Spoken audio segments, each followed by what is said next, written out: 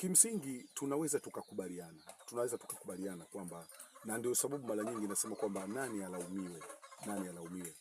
Lakini mwisho wa siku ni lazima sisi wazazi tunapaswa kulaumiwa.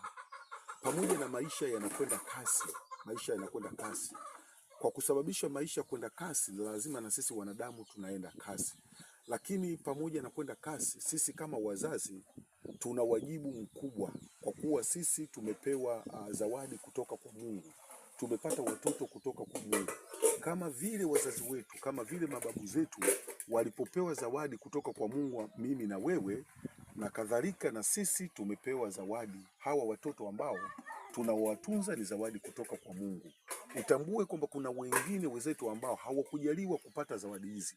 Kuna muda mwingine nao wanajutia, wanatamani kupata watoto ili waweze penginewe kuwapa maadili mazuri na kuwafundisha, lakini Mungu hajawapa zawadi hiyo. Mimi na wewe ambaye tumepata zawadi, ni lazima tutimize wajibu wetu.